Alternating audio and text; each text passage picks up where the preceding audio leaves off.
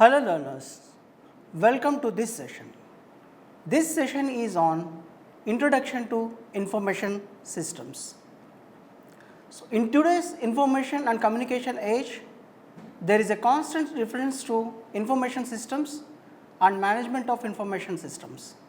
In the digital age, data storage and retrieval are done through various systems and interfaces.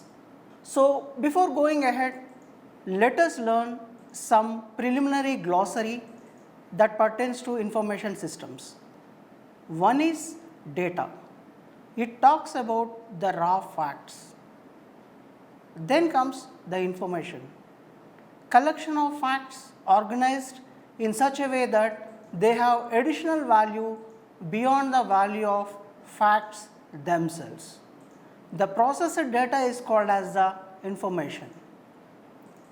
Then what are the properties of information? One is the objective. One of the key properties of information is its objectiveness. Objective information is a key component of any modern scientific research. Second one is subjective information. That is a set of information which is useful to science, may be abstract or irrelevant for others. Therefore, information is subjective also. Temporary. Information is temporary with every update in the database. So, let us see the representation of information. Information is represented with the help of data, numbers, letters or symbols. Information is perceived in a way it gets represented. What is a process? Set of logically related tasks performed to achieve a defined outcome. So, whenever we talk about the computer system, we talk about the inputs, process and output. So, the process is nothing but the set of logically related tasks performed on those facts or on those data to achieve a defined outcome. Then comes the knowledge. It is nothing but the awareness and understanding of a set of information. Transformation process, let us see here. It is nothing but here we have three components, or else you can call that one as the input, process and the output. So, the raw input that is given is in the form of data. The transformation process, that is applying knowledge by selecting, organizing and manipulating data, and the outcome that we are getting here is the information. So, whenever we talk about the data, information, other things, what exactly the value that we are getting from the information? It can help people and other organizations perform tasks more efficiently and effectively. It can help managers decide whether to invest in additional information systems and technologies. So, knowing the value of information is very much essential. So, let us define information system after knowing all these glossary like data, information, process, etc. So, let us define information system. There are various definitions in many textbooks. Let us see two or three of them. Information systems are interrelated components working together to collect, process, store and disseminate information to support decision making, coordination, control, analysis, visualization of an organization. Other definition goes like this: information systems is the study of complementary networks of hardware and software that people and organizations use to collect, filter, process, create and distribute data. Information systems are combinations of hardware, software and telecommunications networks that people build and use to collect, create and distribute useful data, typically in organizational settings. So, we had seen three different definitions overall here. So, let us derive the common components whatever the definitions tries to say. The components of an information system are hardware, software, data, computer networks and people. So, these are the 5 different components that we can draw essentially from the definitions that we had studied. So, the information system combines information and the software, hardware, data, we can call that one as the technology, and then the people, the network and to support the business requirements. So, in this diagram you can see, are they isolated components? No, not at all. The hardware, software, people, the procedures or else the networks and then the data, everything is interlinked or else connected. So, they are networked. So, from this you can see that they are not at all existing in isolation, but they are well connected in order to give the essential requirement of the information system. So, let us talk one by one. The hardware, which comes a part of technology, whatever that we can feel, that we touch, the physical components of the information system, those comes under the hardware, the computers, keyboards, disk drives, iPads, flash drives are all the examples of information systems hardware. So, then comes the software part, that is the second component we can talk about. It includes all sets of information processing instructions. This generic concept of software includes not only the sets of operation instructions called programs which direct and control computer hardware, but also the sets of information processing instructions needed by people called the procedures as well. Then the third component we can identify is the data. It is all about the raw facts and can take many forms, including traditional alphanumeric data composed of numbers and alphabetics and other characters that describes business transactions and other events, entities, etc. Then the fourth component is all about the networks. Here we can talk about the telecommunication networks, consists of computers, communications, processors and other devices interconnected by communications media and controlled by communication software. So, the essential part here among all the 5 is the people. People are required for the operation of all information systems.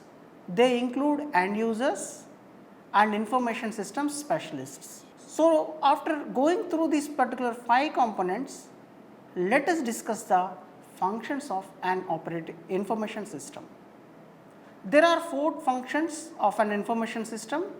One is the input, storage, processing and output. These functions are often enclosed in a control or feedback loop which allows the input of a system to be changed if the system output may affect it in the future. An information can either be open or closed, that this affects how an information system will output the information. So, let us talk one by one each of the functions. Input is the data that is entered into the information system and it is of 2 types. One is the detailed data and the other is the form of analysis on that data. Detailed data is where data is entered into the system to be stored and processed, forming an idea for the output. The user then has to select how the system interprets and analyzes the information, and this depends on the performance of the information and can be predefined by the company's systems administrator. Next function is the storage function. This all talks about the storage part, which is the major part of any information system. all the data and information must be stored in the most detailed way possible that the system can provide. The IT department of any company may choose to store summaries of data so that the data is easy to use and is consistent. Thus, when it is used, it is more reliable. Regular backups of data should be made and copies of paper documents should be stored somewhere safe and secure in another location to protect the data information from loss in a disaster. Other function is the processing function. Processing function talks about the conversion of data into the information needed by the user. There are wide range of ways in which data can be processed, some simple and some more complex. So, simple process can be something easy such as calculating sales figures for a specific criteria, example according to the time, day, season, etc. And more complex processing is where a program within the information system executes complex calculations and can determine what data to use and how. Overall processing takes raw data input to the system and uses it to produce the information suitable to the user's purpose of it. Other function is the output function. Like input, there are two ways to output information in an information system. One is either graphical way or else the textual way. So, graphical outputs are very interesting. They are used to represent information in a way in which the user can see the big picture. Graphical outputs makes it easier to understand trends in a company and can be used to highlight changes in the company. For example, drop in the sales or else hike in the sales, etc. So, from the graphs and other things, we can easily visualize the either it is dropping in the sales or else whether it is hiking in the sales. It is most commonly used when presenting data to management as it is easier to follow. So, these graphs and other visual elements are the foundation in order to take decisions easily by the higher officials. Textual outputs represent information using text and numbers. This method of outputting data is used when the user must analyze, detail and know specific information. Both formats can be used collectively to represent information. Graphical outputs can show important figures as a whole and textual outputs can be used to go into more detail on a specific area and other things. So, let us see the control and feedback. Why? Because in these particular, when we talk about the functions, once again we have to see how the system is being once again given the backward, that is the feedback of the system. The control or feedback loops determine how future inputs into the system are affected by the current output of the information system. So, every time the information system whatever that is functioning, we should get the feedback in order to improvise the system. The effect on the input may be direct or may be indirect also. A feedback loop will analyze the system output and if necessary, it adjusts the system's performance to produce the user's desired outcome. So, let us see the tangible benefits of information systems. The primary benefit of the information systems is their ability to provide a user with the information needed to do any task effectively and efficiently. The second being computer databases and paper records provide data, but information systems provide the appropriate data about each user's task in a format best suited to do that to that particular user. Information systems can present real time or archived data as needed and are adaptable to the new or modified information requirements. So, how to customize the information? An information system provides each user the information he needs to make decisions or take action. A sales manager, for example, looking at sales data may see an overall picture of her department's activities during the current week, while a salesperson using the same data set sees his records displayed so that they indicate what customers have or haven't been contacted. So, digging the information out of a paper record system would take much longer, be more prone to missed data and cost more to produce than the time and expense needed by a clerical person to key in the data. So, the other tangible benefit is custom formats. So, custom formats make information systems more effective because the data is easier to use. A salesperson, for example, seeking information about his week's productivity might see on his screen a list of his contacts and the recent purchase orders of each. The sales manager, based on the same data set, may see a pie chart, which is a visual element showing each sales representative's share of total sales, and a bar graph displaying the volume of sales for each product, while another screen might display the same data compared to an earlier time period.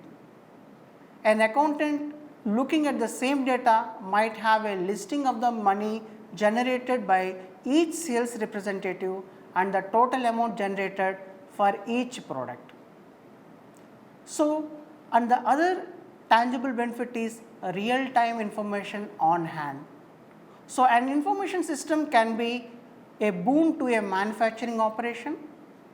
If a production line stops, the real time information provided can help the line operator quickly determine if the shutdown is the result of a mechanical failure, a lack of product, or some other cause.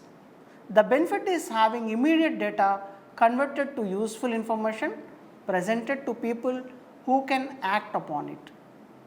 Adaptability is another tangible benefit. Information systems are flexible and can be reprogrammed to grow with the need. Often, individual parts of the system can be upgraded and installed without disruption of the total system. So, let us see some of the information systems examples. What are those? Where can we use in an organization? How can you use? So, in which departments can we use? So, I had compiled in a category wise. First category may be sales and marketing of any company. In that, sales management systems can be used, marketing management systems, lead generation and tracking systems, order processing and e-commerce systems, customer relationship management system, which is very essential nowadays in the e-commerce projects, customer intelligence, customer support call center. So, this particular, in order to provide the support to the customers who had bought their products. So, this customer support call center is an example of example which can be quoted under sales and marketing criteria.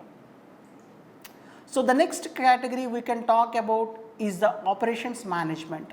So, under this there are several operations those can be done, or else several information systems that we can talk about. One is the enterprise resource planning.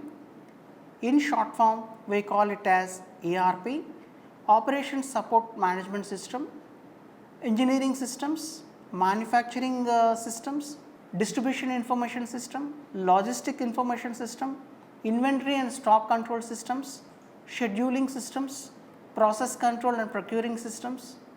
So, apart from this, if you talk about the research and development wing in any company, you can have the research management information system, laboratory information management systems, scientific information management systems, innovation management information systems, intellectual property management systems, And then if we talk about the medical sector, that is the category which controls all these medical systems, we can talk about the clinical information systems, which is the best example. Hospital information systems, we have plenty, each and every hospital you can have hospital information systems. Nowadays many web based hospital information systems are available, through which one can see easily the doctor's information, the specialist information, or else the slots that they are coming to that particular information to that particular hospital as a consultant, or else taking some appointments online. All these things are happening nowadays through web based systems. Like when you visit the hospital, the electronic medical record systems is almost there in most of the big hospitals. Then electronic health record systems are there, drug information systems are there. Then coming to the financial department of any company, we can see the accounts payable systems, accounts receivable systems, general ledger systems, budgeting, planning, forecasting and reporting, expense management systems, funds transfer, investment and portfolio management, shareholder and SECs, tax processing. So there are several which we can talk about under the financial department or a financial category. So coming to the human resources department, you can have the recruitment and hiring management systems, personal data information system, payrolls, staffing systems, attendance, performance management, appraisal management systems, time entry, expense reporting systems, travel or transport systems, e-learning and learning management systems, gamification and recognition. There are several you can talk about whenever we see the category of human resources.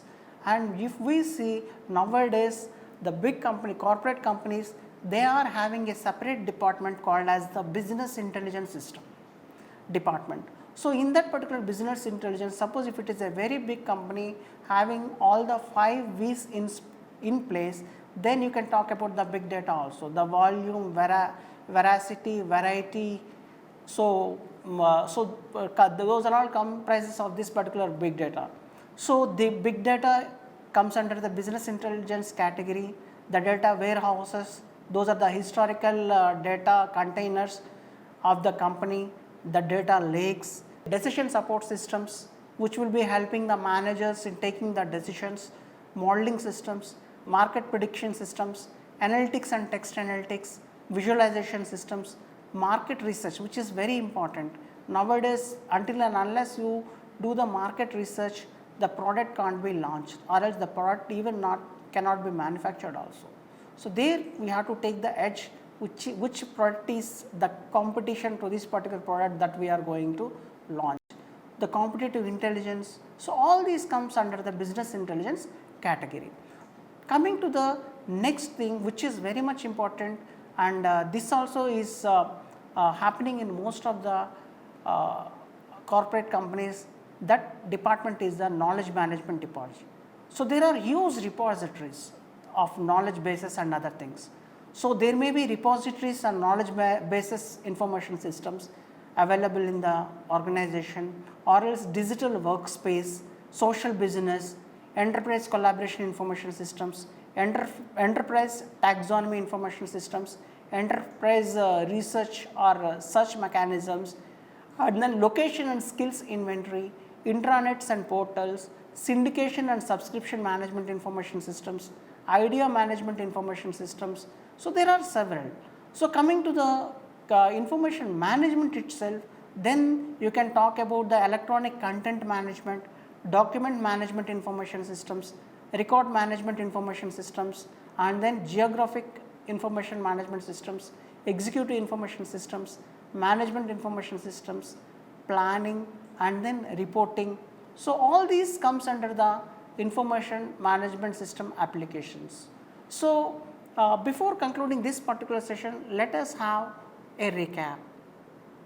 In this particular session, we had seen the glossary terms like data, information, process, knowledge, all these things, and we had studied several definitions for information management, information systems, and then we had drawn 5 components which are very much useful in order to categorize the information system or in order to describe the information system.